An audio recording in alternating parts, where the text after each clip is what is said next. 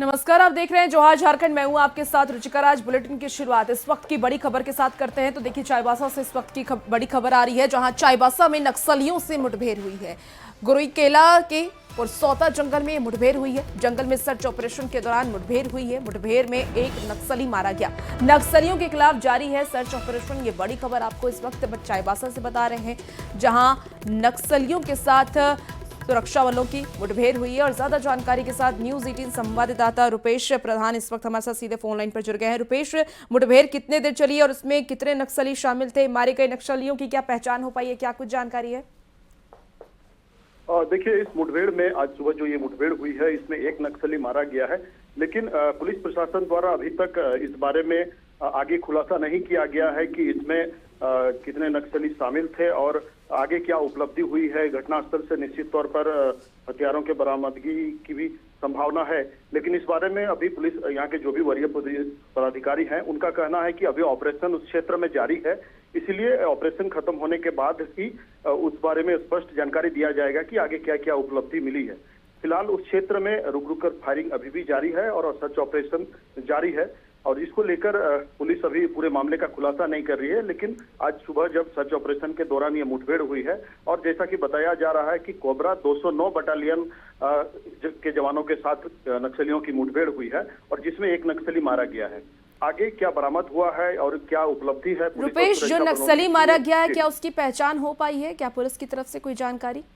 जी, फिलहाल अभी इस नक्सली की पहचान नहीं हुई है, लेकिन जल्द इसके बारे में जानकारी मिलने की संभावना है। रुपेश, ये जो अभियान चलाया जा रहा है, ये इसको क्या पहले से जानकारी थी पुलिस को यहाँ पे कि नक्सलियों का ठिकाना है, या फिर एक रूटीन ऑपरेशन का ये हिस्सा था? देखिए, कोल्हान और सारंडा के जो जंगल में भाकपा माओवादी नक्सलियों के जो बड़े नक्सली लीडर हैं, उनका जमावड़ा और मूवमेंट अक्सर रहा है। हाल के दिनों की भी अगर बात किया जाए तो सारंडा में बृहद तौर पर ऑपरेशन चलाया जा रहा है। कोल्हान में भी पहले से ऑपरेशन जारी है। बिल्कुल रुपेश, आप नजर बना के रखिए और अपडेट आपसे लेंगे। बहुत शुक्रिया जानकारी के लिए। इसी बीच देखिए, बड़ी खबर हजारीबाग से भी है, जहां केरेजारी प्रखंड के चट्टी बरियातू कोल माइल्स के कांटा घर के पास हिंसक झड़प हुई। पूर्व मंत्री योगेंद्र साव के समर्थक और हाईवा मालिक आपस में भिड़ गए। इस हिंसक झड़प में 6 लोग घायल हुए हैं। हाईवा मालिकों ने यह बताया है कि पूर्व विधायक योगेंद्र साव और उनके समर्थकों ने 1 अगस्त से चट्टी बरियातू कोल माइन से कोयले की ढुलाई को बंद कर रखा था, जिसके कारण उन्हें नुकसान हो रहा है। 11 अगस्त को एक हाईवा मालिक ने अपनी गाड़ी चलाने की कोशिश की तो पूर्व विधायक के समर्थकों ने उनके साथ मारपीट की और घटना की तस्वीर भी आपको इस वक्त दिखा रहे हैं। देखिए, उस घटना के विरोध में मंगलवार की शाम को हाईवा मालिक केरेडारी चौक पर प्रदर्शन कर रहे थे। आरोप यह भी है कि इससे नाराज होकर के पूर्व विधायक के समर्थकों ने उन पर हमला कर दिया। हाईवा मालिकों ने योगेंद्र साव और उनके समर्थकों के खिलाफ केरेडारी थाने में मामला दर्ज कराया है। पुलिस पूर्व विधायक पर लगे आरोपों की जांच कर रही है और ये कोई पहला मामला नहीं है। इसके पहले भी देखिए, योगेंद्र साव पर इस तरीके के आरोप लगाए जा चुके हैं और इसके पहले भी इनके खिलाफ इस तरह के कई आरोप लग चुके हैं। और ये देखिए, 3 तस्वीरें आपको दिखा रहे हैं। हजारीबाग की ये खबर है, जहां 1 अगस्त से कोयला ढुलाई रोकने का ये आरोप लगा है। उससे लेकर के लगातार प्रदर्शन किया जा रहा है। केरेडारी थाना में योगेंद्र साव पर मामला भी दर्ज किया गया। पूर्व विधायक और समर्थकों पर ये बड़ा आरोप लगा है और हाईवा मालिकों के साथ मारपीट का भी आरोप लगा है। ये 3 तस्वीरें इस वक्त टीवी स्क्रीन पर आपको बता रहे हैं। चट्टी बरियातू कोल माइल इलाके की ये पूरी घटना बताई जा रही है, जहां लोगों का आक्रोश खासतौर पर देखने को मिल रहा है। कोयला ढुलाई पर रोक को लेकर के लोगों का ये आक्रोश है। किस तरीके से मारपीट हुई है, आप वो तस्वीरों के माध्यम से समझ पा रहे होंगे। लाठी डंडे से मारपीट करते हुए जो 2 पक्ष के लोग हैं वो नजर आ रहे हैं। ज्यादा जानकारी के साथ न्यूज 18 संवाददाता सुशांत इस वक्त सीधे हमारे साथ फोन लाइन पर जुड़ गए हैं। सुशांत, इस पूरे मामले में फिलहाल अपडेट बताइए। देखिए, जिस तरीके से 2-3 दिनों से लगातार ये जो संघर्ष चल रहा था, यानी हम कह ले कि जो हाईवा के जो मालिक थे उनका वाहन बंद होने के बाद उसके बाद यह जो पूरा मामला प्रकाश में आता है और मामला इतना बढ़ जाता है कि मारपीट तक जो है वो देखने को मिलता है। हालांकि रात में जो है देर रात तक रण क्षेत्र बना हुआ था। अभी की बात करें तो अभी जो स्थिति नियंत्रण में है। चारों तरफ जो है पुलिस की वहां तैनाती देखने को मिल रही है। लगातार जो है लोगों को समझाया बुझाया जा रहा है। जी सुशांत, कितने दिनों से ये कोयला माइल्स बंद था और कितने का नुकसान हुआ है? क्या कोई जानकारी? बीते एक हफ्ता की अगर बात करें तो एक सप्ताह से जो है लगातार ये बंद बताई जा रही है, जिसकी वजह से जो हाईवा है उन मालिकों को काफी नुकसान का सामना करना पड़ता था। इसी को लेकर जो है कहीं ना कहीं यह जो मामला है या मारपीट की जो घटना है वो प्रकाश में आई है। ठीक है सुशांत, आप नजर बना के रखिए और अपडेट आपसे लेंगे। बहुत शुक्रिया जानकारी के लिए। और इसी बीच देखिए, राजधानी रांची से भी बड़ी खबर आ रही है, जहां डीएसपी के म्यूजिक टीचर से मौत की पुष्टि हुई है। बता दें आपको कि डीएनए टेस्ट के बाद मौत की पुष्टि की गई है। रिश्तेदारों को सौंपा जाएगा माइकल घोष का पार्थिव शरीर। तो बड़ी खबर आपको रांची से बताएं, जहां जुन्हा फॉल में 19 जून को हुई थी माइकल घोष की मौत और दोस्तों के साथ जुन्हा फॉल गए हुए थे माइकल घोष। रिश्तेदार हत्या का आरोप लगा रहे हैं। घटना के 24 घंटे के बाद 13 जुलाई को शव मिल गया है। आपको बता दें कि फॉल से 4 किलोमीटर दूर झाड़ियों में मिला था शव और शव की पहचान के लिए रिम्स में हुआ था डीएनए टेस्ट। चलिए खबरों में आगे बढ़ेंगे। राज्य पुलिस सेवा के 17 अधिकारियों को आईपीएस में पदोन्नति मिलने में अभी और देर होगी।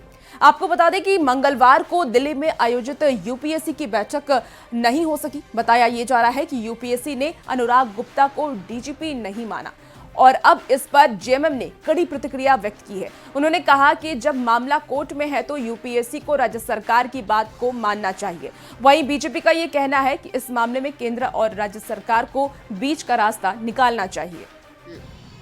उसी के खिलाफ यूपीएससी जो निर्णय ले रही है उसी के खिलाफ तो चल रहा है मामला कोर्ट में, और मैं समझता हूँ अगला जो तारीख है तो जब कोई मामले सब जुडिस हो तो यथास्थिति बनाए रखना चाहिए। यूपीएससी को भी ये चाहिए कि जो राज्य सरकार ने जो फैसला लिया है, कैबिनेट ने जो फैसला लिया है, उस अनुरूप काम करें और मानना चाहिए। देखिए, लंबे समय से जो यहाँ पे आईपीएस की प्रोन्नति का मामला है वो लटक रहा था, तो मुझे लगता है कि केंद्र और राज्य सरकार को जब तक ये विवाद नहीं सुलझता है कोई इसका बीच का रास्ता निकालना चाहिए। बहुत बार ऐसे होते हैं कि कोई नोडल ऑफिसर्स भी चले जाते हैं, लेकिन ये जो 27 लोगों की प्रोन्नति है या जितने भी लोगों का प्रमोशन बचा हुआ है आईपीएस में, उसमें डिले नहीं होना चाहिए। राज्य आईपीएस ऑफिसर्स के दंश को पहले से झेल रहा है, तो राज्य सरकार इसमें पहल करे और कोई बीच का रास्ता निकाले और इस मामले को सुलझाए। चलिए इसी बीच एक बड़ी खबर रांची से आ रही है, जहां रांची के एक बड़े होटल में छापेमारी हुई है। 9 लोगों को हिरासत में लिया गया। बड़ी खबर आपको बता रहे हैं, जहां जुआ खेलने की सूचना पर छापेमारी की गई। छापेमारी में 4 थाना की पुलिस शामिल है। आरोपियों से पूछताछ कर रही है पुलिस। बड़ी खबर आपको इस वक्त रांची से बता रहे हैं, जहां रांची के एक बड़े होटल में छापेमारी हुई है। 9 लोगों को हिरासत में लिया गया है। बताया जा रहा है कि जुआ खेलने की सूचना पर पुलिस ने छापेमारी की और 9 लोगों को हिरासत में लिया है। फिलहाल सभी आरोपियों से पुलिस पूछताछ कर रही है। तो राज्य से आपको ये बड़ी खबर बताएं, एक बड़े होटल में छापेमारी की गई है। 9 लोगों को हिरासत में पुलिस ने लिया है। जुआ खेलने की सूचना पर यह छापेमारी की गई और फिलहाल आरोपियों से पूछताछ जारी है। तो राजधानी राज्य से ये बड़ी खबर बताएं। ज्यादा जानकारी के लिए ओम प्रकाश हमारे साथ फोन लाइन पर सीधे जुड़ गए हैं। ओम प्रकाश, किस होटल में छापेमारी हुई है और फिलहाल आरोपियों से पूछताछ में क्या कुछ खुलासे हुए हैं? जी बिल्कुल, एक होटल के जो 5 स्टार होटल है उसके कमरे में ये जुआ खिलाया जा रहा था और खेला जा रहा था, जिसमें कि 9 लोगों को हिरासत में लिया गया। इनके पास से करीब 3 से 4 लाख रुपए जो है वो भी बरामद किए गए हैं। फिलहाल पुलिस पूछताछ कर रही है और उम्मीद है कि इस पूरी कार्रवाई में जो इस गिरोह का मास्टरमाइंड है उसकी भी जानकारी मिल पाएगी, क्योंकि जो जानकारी है उसके अनुसार होटल के कमरे को बुक करके ये पूरा खेल जो है वो किया जा रहा था, और जिसमें पुलिस ने गुप्त सूचना के आधार पर कार्रवाई की है। बिल्कुल ओम प्रकाश, आप नजर बना के रखिए और अपडेट लेंगे। बहुत शुक्रिया जानकारी के लिए। और खबरों में देखिए आगे बढ़ते हैं। डुमरी विधायक और जेएलकेएम अध्यक्ष जयराम महतो ने सूर्य हांसदा एनकाउंटर मामले की सीबीआई जांच की मांग की है। गोड्डा में रविवार को कुख्यात सूर्य हांसदा के एनकाउंटर पर जेएलकेएम प्रमुख जयराम महतो ने सवाल भी खड़ा किया। उन्होंने ये पूछा कि अगर सूर्य हांसदा की गिरफ्तारी हो गई थी तो फिर एनकाउंटर कैसे और क्यों किया गया, इसकी जांच होनी चाहिए। अगर वो अरेस्टिंग हो गया था तो फिर अगर इनकाउंटर आता है तो कहीं ना कहीं एक बार उसमें भी जांच होनी चाहिए। बेहतरीन जांच हो, सीबीआई हो जाए तो बेहतर होगी, ताकि दूध का दूध और पानी का पानी हो जाए। क्योंकि इसी तरह से अगर आदिवासी राज्य में अगर आदिवासी इनकाउंटर के नाम पर मारा जाएगा तो फिर बिल्कुल सवाल तो प्रश्न चिन्ह तो होगा, और बिल्कुल इसकी जाँच होनी चाहिए। चलिए सियासी गलियारे की खबर का रुख कर लेते हैं। तो देखिए, बिहार में विधानसभा चुनाव को लेकर के कांग्रेस रेस हो गई है। एक तरफ एसआईआर के नाम पर लाखों मतदाताओं के वोटर लिस्ट से नाम काटने को लेकर के कांग्रेस हमलावर है, वहीं कथित वोट चोरी के मुद्दे पर लोगों के बीच जाने की भी तैयारी है। राहुल गांधी के नेतृत्व में वोट अधिकार यात्रा के लिए कांग्रेस ने कोऑर्डिनेटर नियुक्त किया है। झारखंड कांग्रेस के पूर्व अध्यक्ष राजेश ठाकुर को सिवान और विधायक कुमार जयमंगल को भोजपुर जिले का कोऑर्डिनेटर बनाया गया है। अगस्त से शुरुआत होगी और 31 अगस्त तक ये यात्रा चलेगी। हमारे साथ हमारे छोटे भाई जो विधायक हैं कुमार जयमंगल सिंह जी भी हैं। तो हम लोग जा रहे हैं, कल बैठक में भाग लेंगे और उसके बाद जो वहाँ का दिशा निर्देश प्राप्त होगा उसको बताएंगे। वैसे सीधी जिम्मेदारी यही है कि लोगों के बीच में वोटर्स को जागरूक करना है और वोटर को जागरूक करने के लिए आदरणीय राहुल गांधी जी और तमाम बिहार के नेता उनके साथ पदयात्रा करेंगे।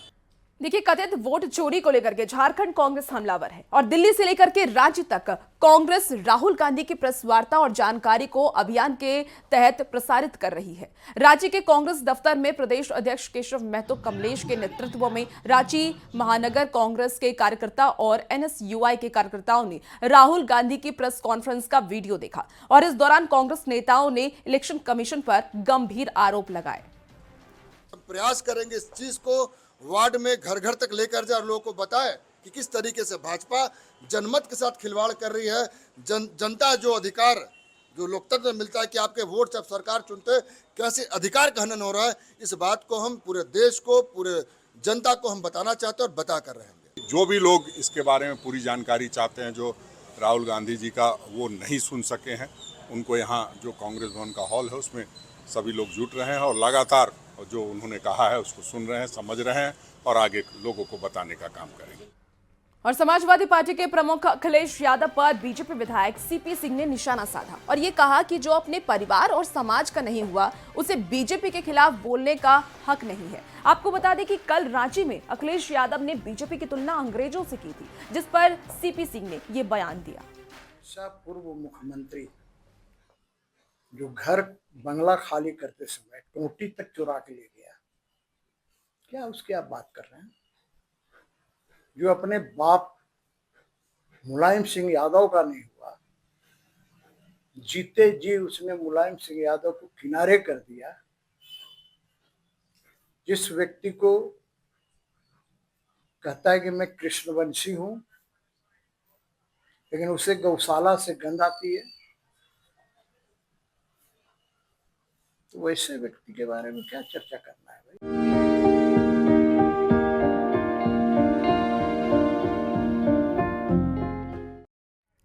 दिशुम गुरु शिबू सोरेन का श्राद्ध क्रम रामगढ़ जिले के उनके गांव नेमरा में होगा। 15 अगस्त को 10 कर्म और 16 अगस्त को श्राद्ध क्रम होगा और इससे पहले हर दिन बड़ी संख्या में उनको चाहने वाले नेमरा पहुंच रहे हैं। रजरप्पा में मां छिन्नमस्ती के मंदिर के पुजारियों ने दिशुम गुरु को नेमरा पहुंच करके श्रद्धांजलि अर्पित की और उनसे जुड़ी यादों को भी साझा किया। न्यूज 18 संवाददाता जावेद खान की रिपोर्ट देखिए।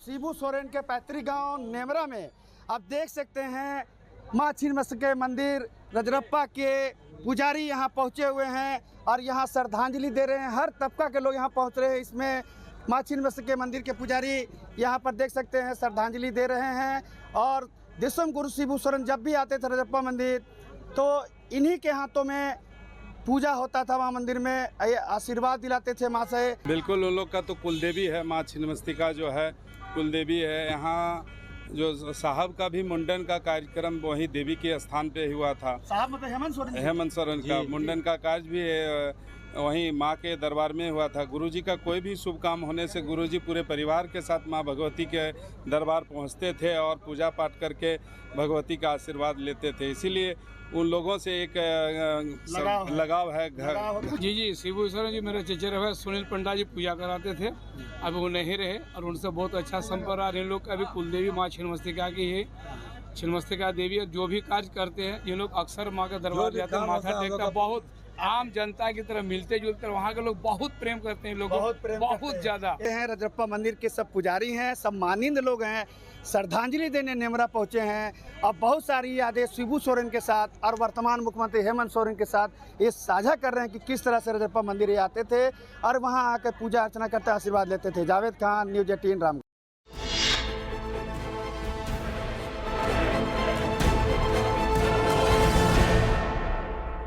स्वतंत्रता दिवस समारोह से पहले हर घर तिरंगा अभियान चलाया जा रहा है। प्रधानमंत्री नरेंद्र मोदी की अपील पर बीजेपी के नेता और कार्यकर्ता झारखंड में हर घर तिरंगा अभियान को सफल बनाने में जुट गए हैं। ये अलग अलग तस्वीरें भी इस वक्त की स्क्रीन पर आपको दिखा रहे हैं। देखिए, इस दौरान शहीदों की प्रतिमाओं को साफ किया जा रहा है, तिरंगा यात्रा निकाली जा रही है। इस अभियान में युवा और महिला मोर्चा की कार्यकर्ता भी बढ़ चढ़ करके हिस्सा ले रही है। आप रांची, लोहरदगा, जमशेदपुर और गढ़वा की ये तस्वीर इस वक्त देख रहे हैं। रांची में बाबूलाल मरांडी, लोहरदगा में सुदर्शन भगत के नेतृत्व में हर घर तिरंगा अभियान चल रहा है। जमशेदपुर और गढ़वा में सीआरपीएफ के जवान हर घर तिरंगा यात्रा में शामिल हुए हैं। तो देखिए, रांची में बाबूलाल मरांडी के नेतृत्व में तिरंगा यात्रा निकाली गई, जिसमें बीजेपी नेताओं और कार्यकर्ताओं के साथ बड़ी संख्या में आम लोग भी देखिए शामिल हुए हैं। बाबूलाल मरांडी ने कहा कि तिरंगा यात्रा सिर्फ एक परंपरा नहीं बल्कि एक एकता और गर्व की पहचान है। और इस साल की ये जो तिरंगा यात्रा और ही अधिक महत्व रखता है। पिछले दिनों देश के जवानों ने ऑपरेशन सिंदूर के जिस प्रकार से अपनी वीरता को प्रदर्शित किया, हम कह सकते हैं देश ही नहीं बल्कि दुनिया के लोग भी भारत के जवानों के प्रति, भारत के प्रति एक गौरव का अनुभव करते हैं।